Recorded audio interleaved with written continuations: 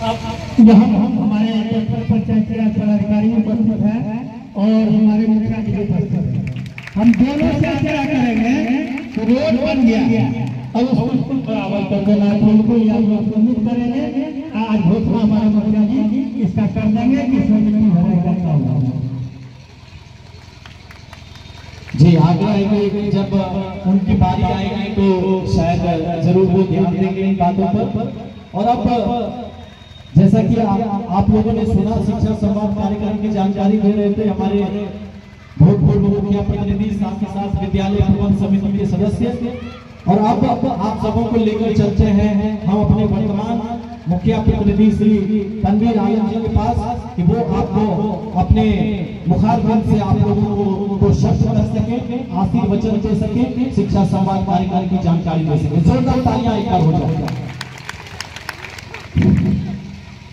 बहुत शुक्रिया। आज के शिक्षा संवाद के कार्यक्रम में उपस्थित हमारे बरारी के विद्यालय महोदय और शिक्षा पदाधिकारी बरारी, पूर्व सरपंच और वर्तमान सरपंच प्रतिनिधि भाई जेपी यादव जी और इस वार्ड के मेंबर और स्कूल के अध्यक्ष रविंद्र भाई और हमारे बैठे हुए उप सरपंच जी सोहराब जी और स्कूल के छात्र छात्रागण, गांव से आए हुए बुजुर्गों और हमारे स्कूल के जितने भी मिडिल स्कूल के हाई स्कूल के सम्मानित टीचरगण, मैं सभी को आमंत्रित और खुशामदीद करता हूँ। शिक्षा देश का, स्टेट का, कौम का, बरादरी का, अपने घर का उन्नति का एक माध्यम है। आप चाहे कितना बड़ा बिजनेसमैन हो जाइए, कितना बड़ा किसान हो जाइए, कितना बड़ा जो है कुछ हो जाइए, लेकिन अगर आपके पास शिक्षा नहीं है तो आप आगे नहीं बढ़ सकते, अपने घर को आगे नहीं बढ़ा सकते, अपने कौम को आगे नहीं बढ़ा सकते हैं, अपने देश को आगे नहीं बढ़ा सकते हैं। तो अगर देश को आगे बढ़ाना है, अगर अपने कौम को आगे बढ़ाना है, अपने परिवार को आगे बढ़ाना है, तो शिक्षा पर ध्यान देना पड़ेगा। और जो शिक्षा पर ये जो नियम है अभी शिक्षा का, वो हमारे साथ एक चुनाव है। क्योंकि हम उतनी बड़ी बात नहीं बोल सकते हैं, लेकिन जैसा कि हमने मुताला किया, हमने अध्ययन किया है कि हम गांव के बच्चों के साथ एक बहुत बड़ी चुनौती है। क्योंकि देश में दो तरह के जो शिक्षा नियम है, एक प्राइवेट है, एक सरकारी है। तो प्राइवेट स्कूलों में छात्र छात्राओं के साथ बहुत ही ज़्यादा उनके साथ प्रेफरेंस है, छूट है, बहुत तरह की उनके साथ ये है। लेकिन गांव के जो बच्चे हैं, गांव का हम लोग के किसान और गरीब के जो बच्चे हैं, इनके उन्नति के लिए साधन बहुत कम है। लेकिन सरकार चाहती है कि इसको थोड़ा सा आगे बढ़ाएं। अब थोड़ा सा मिसाल कर मैं बोलना चाहूँगा कि मेरा बच्चा, मैं किसान हूँ, मेरा बच्चा सरकारी स्कूल में पढ़ेगा और जो बड़े बड़े अफसर और जो बिजनेसमैन और जो पैसे वाले लोग हैं, उनको पढ़ाया जाएगा दार्जिलिंग में, देहरादून में, प्राइवेट स्कूल में। उनके खाने का स्तर, सुबह उठ करके फल खाना, 4 बजे उठ करके बच्चों को दौड़ाने के लिए ले जाना, फिर हॉस्टल में आकर के कोचिंग करवाना, फिर स्कूल ले जाना, फिर रात को पढ़ाना।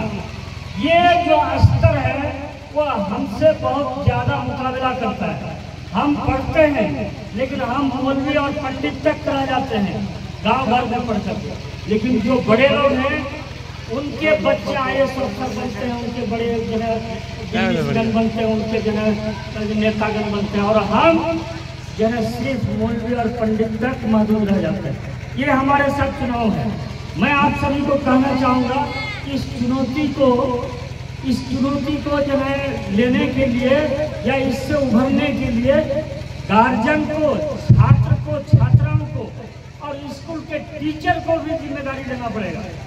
जिस तरह की अभी हाल में देखा गया कि दिल्ली में केजरीवाल सरकार कुछ हद तक जो है सरकारी स्कूल को इस स्तर पर बना दिया है कि अब लोग प्राइवेट स्कूल को छोड़ करके सरकारी स्कूल में आना चाहता था। मैं इसी तर्ज पर अपने यहाँ के लोगों को, खास करके गार्जियन को मैं ये कहना चाहूँगा कि आप अपने बच्चों को तो स्कूल भेजिए ही, लेकिन साथ में दिन में एक बार शाम को या सुबह को बच्चों से जरूर पूछिए कि आज स्कूल में क्या पढ़ाई हुई। आप सिर्फ जो है ना, हम जैसा देखते हैं कि हम लोग स्कूल जाते हैं तो मास्टर से झगड़ते हैं कि आज एमडीएम में क्या बना, अंडा मिला कि नहीं मिला, आज क्या। लेकिन हम कभी ये नहीं पूछते कि आज हमारे बच्चों को इंग्लिश पढ़ाया गया कि नहीं किया, आज मैथ पढ़ाया कि नहीं पढ़ाया, आज हिंदी पढ़ाया कि नहीं पढ़ाया। आप बच्चों को तैयार करने के लिए जितनी जरूरत शिक्षक को है उससे कहीं ज्यादा जरूरत अभिभावक को है, गार्जियन को है, हमको है।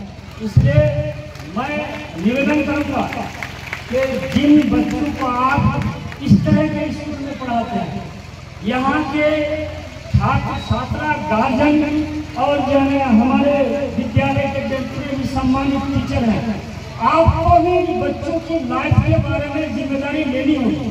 तो हम इन बच्चों को एडमिशन प्राइवेट में नहीं कराया, गार्जियन हमारे पास पढ़ने के लिए आ रहा है, तो इनकी तैयारी में कहीं चूक ना हो जाए, कहीं ये बच्चे सिर्फ निचले स्तर तक की तैयारी करके रहने नहीं जाए। आप ऐसे बच्चों को भी चुनिए जो बीपीएससी की तैयारी करे, यूपीएससी की तैयारी करे, जो अफसर की तैयारी करे। ऐसे बच्चों को प्रोत्साहित करने के लिए आप जरूर बच्चों के साथ तालमेल बनाए रखें। हम और जो है ज़्यादा नहीं बोलते हुए एक बार तमाम लोगों से जो है आग्रह करूँगा कि शिक्षा हासिल करने के लिए अगर चीन भी जाना पड़े, लोग जाते हैं।